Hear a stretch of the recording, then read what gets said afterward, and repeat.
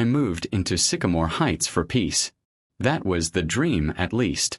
After years of living in the chaos of the city, the constant sirens, honking cars, neighbors who partied until dawn, I thought a quiet cul-de-sac surrounded by mature trees would be exactly the kind of reset I needed. The brochures had shown kids biking on leafy streets, couples walking dogs that behaved like angels, and barbecues where everyone smiled as though taken from an old Americana postcard. It was simple. It was calm. It was supposed to be safe. And within the very first 24 hours of moving in, I learned the devastating truth. Peace had a price. And in Sycamore Heights, that price took the form of an HOA president named Karen. I remember the first time I saw her like it happened earlier this morning. The moving truck was parked in my driveway as I hauled the fourth box of mismatched dishware inside. Sweat dripped down my neck, cardboard dug into my arms, and both my calves were already sore from running up and down stairs. That's when she appeared. Not as a neighbor with a welcoming smile, or with a pie, or even with a lazy wave of acknowledgement. No. She arrived like a predator guarding her territory. Clipboard pressed tightly against her body like a shield, pen poised like a spear, hair immaculately sprayed into position as though she'd just come from a suburban war council. "You're already in violation," she said, her nasal voice cutting through the air like chalk dragged down a blackboard. I stood there swaying under the weight of the box, confused, sure I had misheard. She peered down her nose, squinting as if words on an invisible screen hovered above my house. "Moving truck overnight. Not allowed. This neighborhood values order, Mr. Jameson." I could only blink, caught between disbelief and a desire to laugh out loud. The coffee mugs I hadn't yet unpacked rattled in the box. "I just moved in yesterday," I said. "Surely you allow for that." Her lips curved, but not into a smile. It was the expression of someone feigning politeness while enjoying holding a tiny rope tied around your throat. "Rules are rules," she said crisply. With that, she scribbled on her clipboard and handed me a piece of carbon paper as though she were issuing a parking ticket. She pivoted on her spotless sneakers and stalked off without waiting for a reply. That was my welcome to Sycamore Heights. That was the exact second my so-called suburban dream collapsed. At first, I tried to shake it off.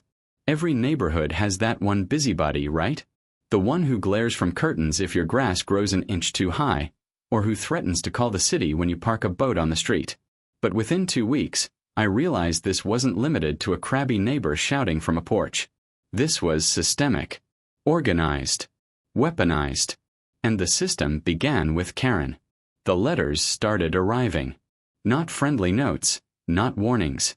Official notices with HOA letterhead that looked as though they had been printed straight from a courthouse printer. The first one accused me of hedge negligence, claiming the bushes along my walkway had been unevenly trimmed.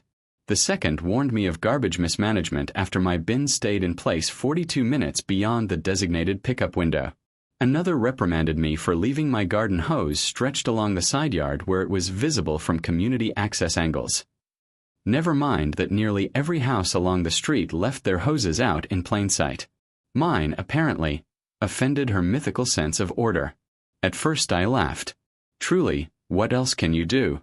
One night after work, I sat at the kitchen table stacking violation letters into a neat little pile and joked to myself that I was turning into a collector. Some people saved rare baseball cards. Others hoarded stamps. Me. I had HOA violation notices, each one pettier, each one more creative than the last. The absurdity might have been funny if not for the twinge of dread that followed every envelope slipped into my mailbox. Neighbors noticed too. They didn't say it directly, of course. Suburbia thrives on polite avoidance, on waving but never interfering, on whispering behind doors instead of standing together. But I caught the glances. I saw the way people ducked their eyes if Karen stopped by their houses, the way their shoulders stiffened when her pastel cardigan came marching down the street. It was clear. Everyone lived in fear of her. Her clipboard wasn't just an accessory, it was a weapon.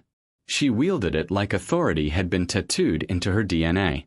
She quoted bylaws as if she had written them herself, which in many cases perhaps she had. As both president and treasurer, she used every inch of power Sycamore Heights gave her. And the more she saw people comply, the bigger she grew. Still, I tried to be reasonable. When her first violation letter arrived, I sent back an email politely addressing the concern, even attaching a photo of my hedge trimmed by a gardener. When she criticized my garbage bins, I apologized and explained delivery trucks had delayed collection. I thought civility might soften her. That maybe behind the stern exterior was just a stressed retiree who'd grow warmer once she saw I wasn't her enemy. So I even baked cookies. Chocolate chip, fresh from the oven. I carried the Tupperware across the street, smiled, and offered them up with neighborly sincerity. She looked at the container, pursed her lips, shook her head, and said, "Sugary treats don't override HOA regulations." Then she shut the door in my face. That wasn't a neighbor. That was a dictator making clear cookies could never compete with control. As weeks turned into months, her grip tightened. She sabotaged my contractor by calling noise violations every time a hammer struck wood. She reported my guests' cars as trespassing vehicles during my own housewarming party. She even tried to fine me $500 for hanging wind chimes she claimed created anxiety-inducing tones when the breeze blew. The whole thing became so absurd I started wondering if she heard phantom sounds just for the chance to write them down. But the true breaking point, the issue that turned me from confused newcomer into determined rival, came when I presented her with all the permits I had gotten for my pool fence. Every signature, every inspection, every folder of official documents signed by city officials. I thought it would shut her down completely. Karen studied the papers, tapped her pen against them, squinted like a scientist studying a specimen, and then smirked. "Permits don't override HOA guidelines, Mr. Jameson," she said. "This is a community." Only, what she meant wasn't community at all. It was dictatorship. It was unchallenged control dressed up with flowery words and smiling clip art on memos. And it was at that moment I knew the war had begun. The day Karen dismissed my legally approved pool fence with 4 words, "Permits don't override HOA guidelines," something hard and unmovable locked into place inside me. Until then, I had been playing defense. Answering emails, offering explanations, baking cookies like a fool desperate for peace. But that single interaction revealed the truth. She didn't want compromise, she didn't want to be neighborly. She wanted control. That hunger ran deeper than common sense, deeper than civility, and every victory she collected fed her need for domination. If I didn't push back, I would drown under a tidal wave of fabricated violations. The first opportunity to strike back came not through clever planning or rules lawyering, but thanks to her dog. Karen had a tiny yapping ball of fur, some kind of Shih Tzu or Terrier hybrid that looked more like a trembling mop than an animal. Twice a day she walked it past my yard, her shoulders stiff, nose high, glaring at the house like she could disapprove it into dust. And every morning, that dog squatted right on my property line. Every single morning. Like clockwork. Little steaming landmines marking territory that wasn't hers. At first, I ignored it. Then, after stepping in a fresh deposit one Saturday while mowing, I snapped. No more ignoring. I set up a small camera angled discreetly at the yard. Within 48 hours, I had undeniable footage. Not 1, not 2, but 5 separate recordings of Karen's dog squatting precisely on the line. Each time Karen looked the other direction like a child, pretending she couldn't see what was happening. I didn't confront her immediately. No, I decided to play her game. I printed still frames from the footage, placed them into a neat folder, and drew up a bill for $187, itemized for lawn sanitation. I sent it to her mailbox with certified mail. For a week she ignored it. So I escalated. Official language. Threat of small claims court. By the end of the week, she had stopped using my border as her dog's personal outhouse. My first win. It was petty, technical, and exactly the way she attacked me. For the first time, I saw her flinch. That taste of victory sharpened me. I started reading the HOA bylaws the way a scholar studies Holy Scripture. Page after page, clause after clause, combing for loopholes, inconsistencies, gray zones. If Karen treated the HOA book like her personal gospel, then I would become the theological expert ready to challenge her at every turn. And the more I read, the clearer it became how often she relied not on rules, but on intimidation. Most people never bothered to question her citations. She created authority by wielding tone, not truth. Meanwhile, her harassment escalated in new ways. She installed a motion sensor on my front porch light and filed a complaint that it blinded passing drivers. She painted over my curb address numbers, claiming aesthetic uniformity, which left me with an emergency delivery driver who couldn't find the house for 2 hours. She left notes on Amazon boxes declaring them porch clutter. She decried my garden hose as a hazard because children might trip. She treated my very existence as a violation. But it wasn't only me. Slowly, I started noticing others. Janine, a single mom 3 houses down, had been fined for leaving her Christmas lights up 2 days past New Year's. Greg, a local high school teacher, was reprimanded for parking his car too symmetrically in his driveway, which Karen claimed caused visual confusion. Larry, the retired Navy veteran 2 doors down, told me she once reported him for improper use of safety equipment because she had seen him sanding a bookshelf in his garage without goggles. The scope of it became obvious. Karen didn't just dislike me, she ruled like a tyrant with a clipboard. Everyone she saw was subject to her scrutiny, and the HOA board backed her with blank nods and rubber stamp approval. But what she didn't count on was the one thing stronger than fear: shared resentment. Larry was the first to join my side. He appeared on my porch one evening with a USB in hand and a 6-pack of root beer. "I think you'll appreciate this," he said as he handed it over. On the drive were clips from his security cameras. Grainy but unmistakable footage of Karen trespassing. One video showed her adjusting my garbage bins ever so slightly outside their designated enclosure, then photographing them like she had discovered a crime scene. Another showed her stepping onto Larry's porch late at night to measure his front doormat with a clipboard. We watched the clips together and laughed until tears rolled down our faces. For the first time, HOA terror turned into comedy. That night, over root beer and shared frustration, an alliance formed. It wasn't official, not at first. Just a quiet agreement that Karen's reign needed to end, and we would keep each other informed of every ridiculous act she pulled. Soon, others drifted in. Janine dropped off a copy of her violation letter about the Christmas lights, complete with Karen's handwritten note scolding her for aesthetic noncompliance. Greg added his story about the symmetrical parking, shaking his head in disbelief at the absurdity. The pile of Karen evidence grew thicker with each passing week. Karen, of course, still believed herself untouchable. Her arrogance convinced her that intimidation was enough to keep everyone compliant. What she didn't realize was that, while individually we felt powerless, together she was outnumbered.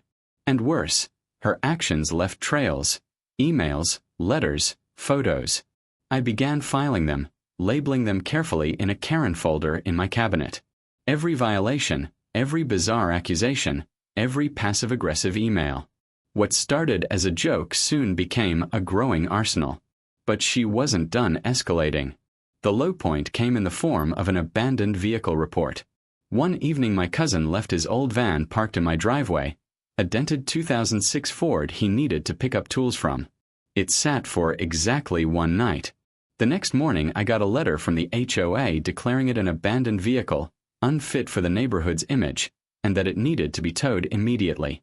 But Karen didn't stop there. She sent a letter to the entire board suggesting it be towed without notice for presenting an image of decline. That was when I snapped. I responded not with rage, not with shouting, but with paperwork thicker than a college thesis. I spent hours drafting a document citing county records, zoning ordinances, municipal code, and HOA bylaws. 17 pages of pure legal thunder.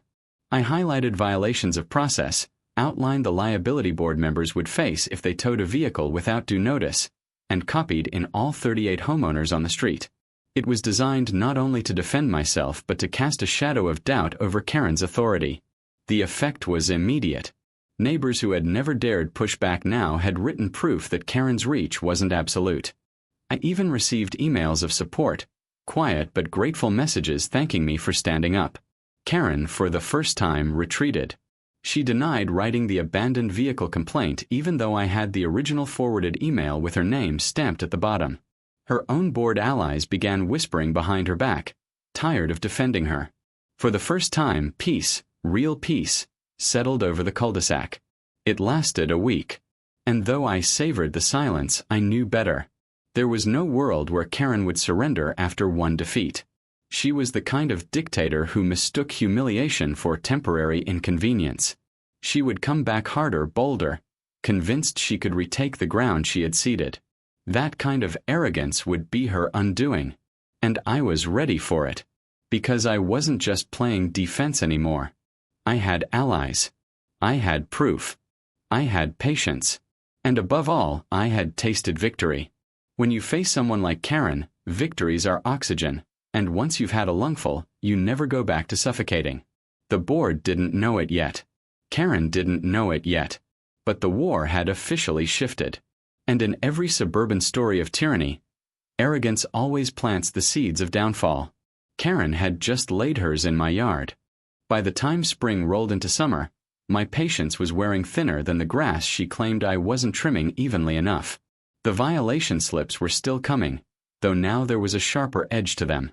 Karen's handwriting arched across every paper like a signature designed to crush spirits. Every word dripped with authority, non-compliant, immediate correction required, fined at board discretion.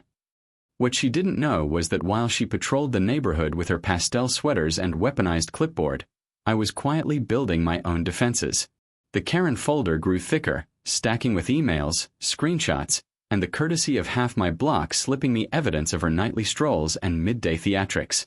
The walls around her fortress of control were beginning to crack. I knew it. She just didn't yet. Then came the pool. My pride and joy. My escape. My backyard oasis after months of breathing in nothing but insults disguised as regulations. I went all out, ignoring her thin-lipped frowns as contractors parked in front of my house to install soft LED lighting, polished stone edging, and a saltwater filter that sparkled in the sun. The centerpiece was a sleek waterfall feature that cascaded like ripple glass. And towering above it all was the privacy fence, 8 feet tall, reinforced, every inch legally permitted and inspected. It was the perfect middle finger to Karen's reign. The irony, of course, was that nothing enraged her like something entirely legal that she couldn't touch. From her upstairs guest room window she had a partial view of my pool. I knew this because one evening as I grilled burgers, I looked up to see her standing there, framed against the blinds like a villain spying on her enemy's castle. Her glare burned hotter than the coals on my patio grill. And sure enough, within a week, the first note arrived. The subject line read simply, "Pool structures non-compliant with community uniformity aesthetics." The body was an endless paragraph critiquing the brightness of my LED lights, too distracting, the cascade volume of my waterfall feature, too noisy for serenity, and the potential mosquito attraction threat from pool stagnation. I wanted desperately to print the email just so I could light it on fire. Irony fitting for the absurdity of her complaints. But then she made her biggest move yet. It was a Sunday morning, quiet, the kind of day built for coffee and peace. I left for my usual jog, expecting nothing more than the sound of sneakers crunching on pavement. I was gone for no more than an hour. When I returned, I noticed at once that something felt off. The back gate was closed at a strange angle. My heart gave a warning thud. I slipped inside and there she was. Karen, lying on one of my outdoor loungers as though she had paid for an afternoon cabana service. Her sun hat tilted lazily, large sunglasses masking her eyes, a paperback in one hand and her water bottle in the other. My pool sparkled in front of her. She was lounging as if she owned it. As if this was community space, as though my backyard, the one I worked for, was hers by right. I stood frozen, watching her flip a page with total entitlement coursing through her body. And then it clicked. She had used the HOA's master key. Of course she had. Every HOA president controlled access to common gates. Somewhere along the way, she had made sure she had a copy to everything. And now she had trespassed like it was a casual morning stretch. What she hadn't accounted for was Larry. The retired Navy vet was watching from his upstairs window, binoculars in hand, already texting me photographs of the scene like he was running neighborhood intelligence. "She's in your yard," the text read, followed by another photo, Karen dipping her toes in the pool water like a spa client. It was the smoking gun I had waited for. I didn't let my anger guide me then. Instead, I let patience ride shotgun. I calmly leaned against the outside fence, pulled up my phone, and with one satisfying press, heard the click of the smart lock engage. The gate was sealed. Karen was inside. At first, she didn't notice. She took a slow sip from her bottle, adjusted her hat, stretched her legs. Then she strolled toward the gate, tugged it once, twice, and stopped. Tugged harder, frowned, tugged again. Then the screaming started. It was operatic, a banshee wail echoing across the stucco walls of the neighborhood. "Let me out. You can't do this. This is illegal." She pounded on the gate with her open palm like she was summoning demons, barked accusations about entrapment, screamed that she was the one being trespassed against despite standing barefoot on my pool tiles in broad daylight wearing a sun hat that screamed entitlement. I stepped into view with my lemonade in hand, flipped calmly through the corner of my book, and turned up the Bluetooth speaker. A lazy old tune crooned over her thrashing shouts. Under the boardwalk washed over her shrieks until they sounded faint and silly. Hours of her tyranny had led to this exact moment, and I sipped it with the tang of lemon and pure victory. Neighbors heard the commotion. Larry was already recording from upstairs. A couple across the street leaned over their balcony with their phones lifted. Karen's humiliation was no longer private. She was unraveling under the watchful gaze of the street she once commanded. But I wasn't finished. Because parked bold as you like in front of my driveway was her little blue Prius. And wouldn't you know it, its rear tires bit into my property line by nearly 2 feet. The instant I noticed, the next stage of my plan crystallized. Her arrogance, her assumption that rules applied only to others, had laid the perfect trap. She was locked in my yard screaming at the pool gate. Her car was illegally parked half on my land. And my buddy Nate, fence builder, contractor, and occasional drinking partner who owed me a favor from a fishing trip, was a single phone call away. I rang him, and when he answered, I didn't bother with pleasantries. "You got quick cement ready?" He laughed. "What are we building?" "A monument," I said, "to Karen's pride." And that was the beginning of what would become the neighborhood story of the decade. Karen raged at the gate behind me, threatening lawsuits, HOA hearings, even divine retribution if I didn't release her immediately. I ignored every word and simply walked out front with a folding chair.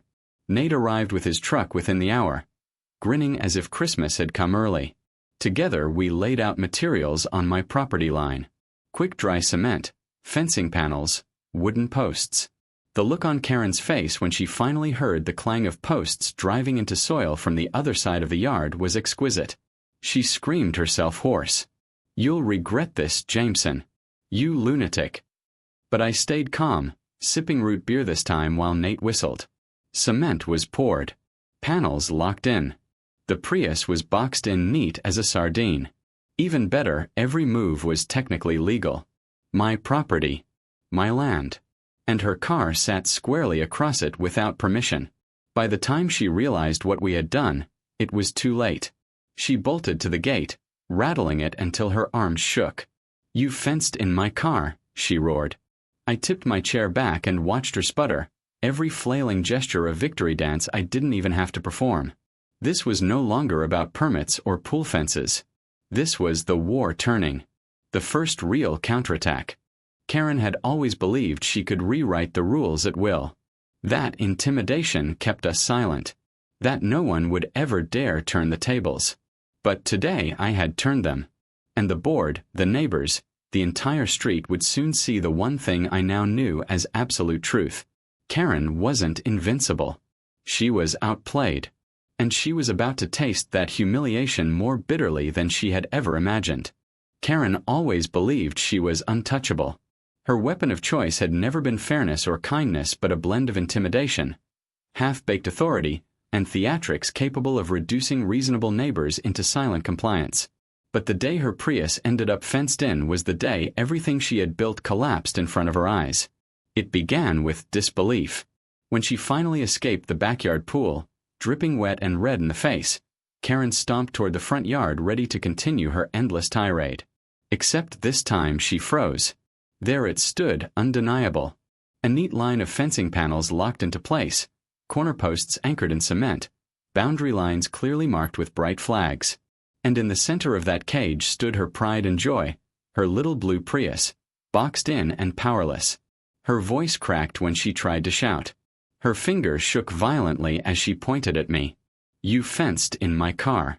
I leaned casually against one of the panels, calm in a way that only comes from months of pent-up anger finally turning into satisfaction. "No, I fenced in my property. Your car just happens to be on it." The shriek she released then echoed down the street. For years neighbors had trembled at her tone, hiding behind curtains or pretending not to hear when she hurled orders across the block.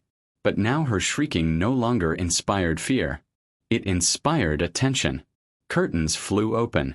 Front doors cracked wide. Phones lifted into the air like torches at a rally.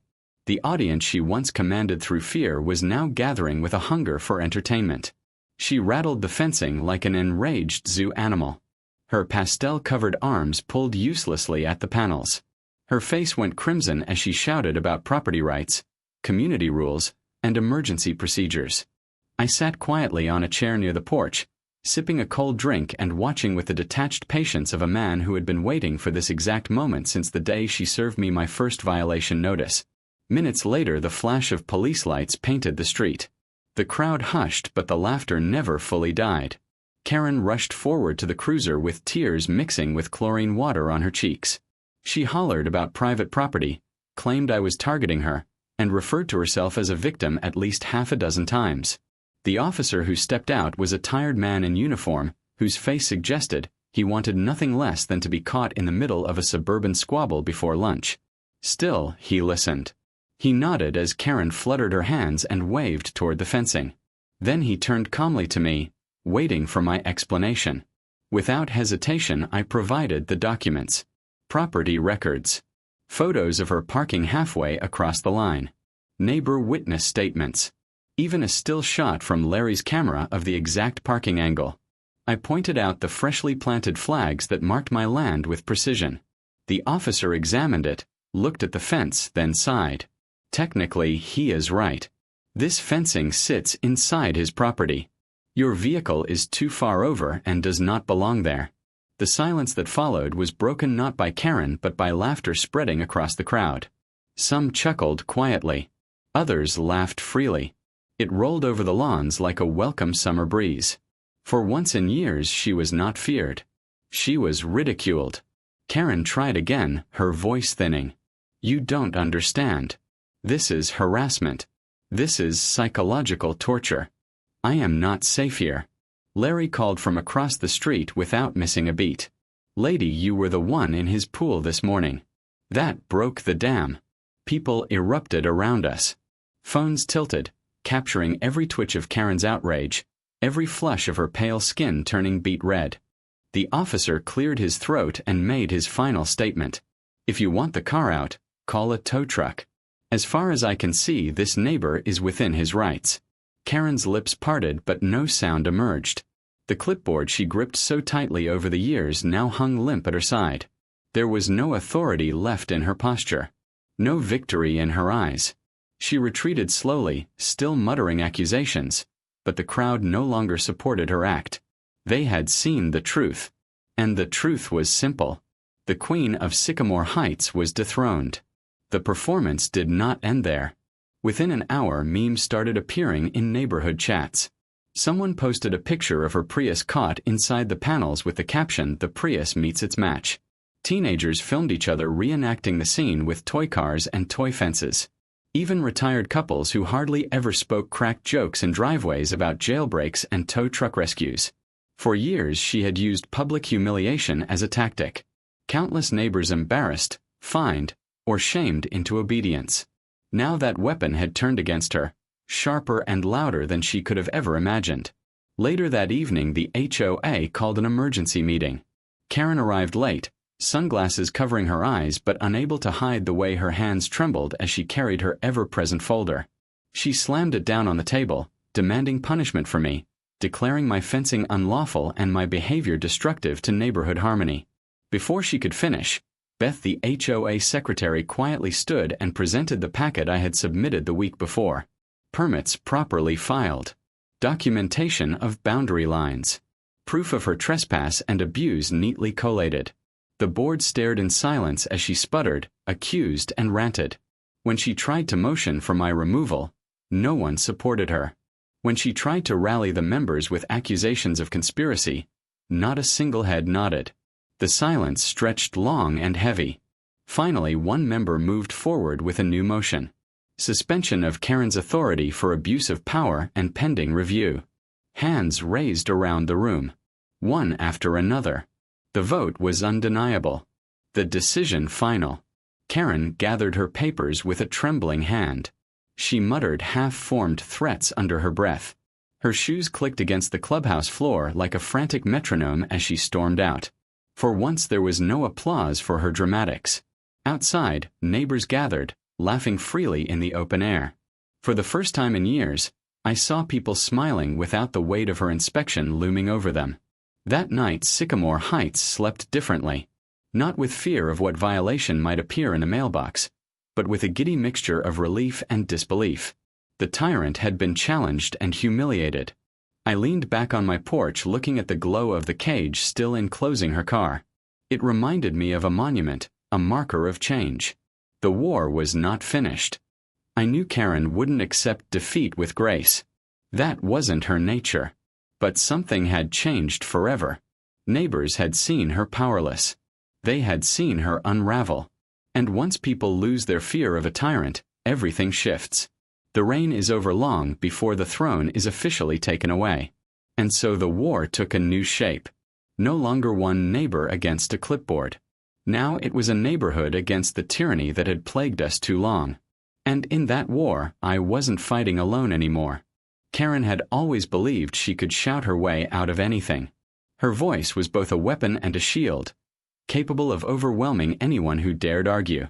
But after her car was fenced in, after she had been suspended at the HOA meeting, her voice had changed. The shrieks were still there, full of venom and volume, but everyone on the block could hear what I had heard for months beneath the pitch. Desperation. For years she had guarded Sycamore Heights like a queen, her pastel cardigans serving as royal robes, her beloved clipboard as her scepter. She ruled through fear, not respect, and in the quiet corners of her empire everyone resented her. They whispered, they complained, but they complied. Until now. Now the whispers had turned into laughter. The laughter had turned into open challenge. And Karen, for all her authority, had no idea how to survive a world where no one feared her anymore. Her final downfall came in frantic stages, each more spectacular than the last. The very next morning after the Prius cage debacle, I woke to find my mailbox plastered with homemade violation slips. They flapped weakly in the wind, printed on cheap off-white paper and stuck with tape that left streaks across the paint. Each one contained a nonsense accusation. Excessive use of porch lights. Aggressive hedge patterns. Unauthorized bird activity. They were laughable, fragile attempts to reclaim a throne that no longer existed. Instead of tearing them down, I left them there. Neighbors passed by chuckling, some even adding doodles of Karen's face to the stack. Kids began calling it the Karen Wall and started staging photographs next to it. Meanwhile, the meme spread faster than any letter Karen had ever delivered. Someone photoshopped her Prius behind an actual jail cell with the caption property of Sycamore Heights Correctional. Videos of her pool tantrum looped endlessly on social media with added sound effects that turned her shrieks into dramatic opera. For every violation slip she taped to my fence, another neighbor made a joke, and soon my fence transformed into a mural of satire rather than shame. But Karen was not finished clawing. When intimidation failed, she escalated further. She began making calls to the city, reporting me for anything she could imagine. Noise violations from a non-existent dog. Improper trash disposal. Unlicensed construction. Inspectors began arriving in waves, each already weary from her reputation. I met each one calmly, offering folders of neatly organized documents, permits, photographs, and camera footage. Each time, they nodded, apologized, and left. One officer even laughed, admitting he had been called 3 times in a week over nonsense. If Karen thought bureaucracy would bury me, she miscalculated badly. Then came her most humiliating attempt yet. An emergency HOA meeting. She called it without approval, desperate to reassert dominance. But only 6 people arrived, and 4 of them came just to watch. Standing at the podium, Karen thundered about community collapse and rogue elements. She accused me of orchestrating an underground movement to destabilize harmony. She thundered about invasive fences and psychological torment. When she paused for support, none came. Greg finally stood and asked the simple question that cut the stage from beneath her feet. Who even gave you authority to call this meeting? Beth, the secretary, tapped the minutes of the previous vote. Suspended president pending review. Remember. Karen's face flushed darker than I had ever seen it. She barked accusations of mutiny, claimed betrayal, accused everyone of conspiring against the order she had built. That was when Janine, quiet and calm, stood and suggested the inevitable. Let us just vote. Here and now. No more shouting. No more bluffing. A vote to remove Karen from the board once and for all. What happened next was nothing like the chaos Karen thrived on. It was simple. One by one, people raised their hands. No voices, no arguments. Quiet and final. The termination of her rule done not with ceremony but with exhaustion. Beth recorded the result and announced the decision. Karen was officially done. The sound of her clipboard clattering against the table as she stormed out was like the echoing ring of a bell marking the end of a reign. Outside, no one followed her. No one comforted her. The rest of the board moved ahead with normal business without pause. I thought that might end things. That perhaps she would fade, cling to whatever dignity she had left, maybe even move away. But Karen was not built for graceful exits. She tried again. Flyers accusing me of corruption littered mailboxes. Laminated signs declaring unpermitted structure zone appeared in my yard overnight. At 3 a.m, I caught her with bolt cutters trying to dismantle the panels around her former parking spot. Her hair wild, her expression frenzy incarnate. I filmed every second. Police came once again, issuing another record of trespass. The truth was now undeniable. Karen was no longer an enforcer of rules. She was a nuisance. More than that, she was a liability. Each desperate act stripped her of credibility, until even the last loyal board members turned against her. The final blow came from an unexpected ally. Patricia, one of the neighborhood founders, walked to my door with a cane and a file folder. She handed me documents showing that Karen had manipulated the voting years ago to install herself as HOA president, falsifying signatures from absentee homeowners. Patricia had stayed silent for too long, but Karen's complete collapse emboldened her. She wanted the neighborhood free again. Those papers shifted everything. They were passed to city housing authorities. Lawyers stepped in. By the time our case reached a judge, Karen was a shell of herself. She arrived with her clipboard clutched like a shield, but even she knew it was hollow now. My attorney laid out photographs, video, witness statements, and Patricia's smoking gun. Karen's lawyer fumbled, mispronounced things, and had no answers for the sheer weight of the evidence. Her claims collapsed under their own absurdity. The judge dismissed her suits entirely and moved forward with penalties against her. For the first time in years, Karen was officially powerless. The neighborhood erupted in celebration. We did not throw parties with decorations and cake. Instead, we laughed freely in driveways, spoke to each other without fear, planned block events without worrying about violation slips hidden under doormats. The spell of silence was broken forever. Karen moved soon after, the Prius finally towing itself down the street one last time. Rumor spread that she had been banned from serving on any homeowners association for a decade, and that she was living in a small apartment in another town, trying to start some kind of committee no one joined. Even in leaving, she could not accept anonymity. But Sycamore Heights had changed. The first weekend after her exit, the neighbors organized a block gathering called the Freedom Festival. People rolled out grills, kids chalked the sidewalks, there was music, laughter, and even a dunk tank with a cardboard Karen cutout made by Larry.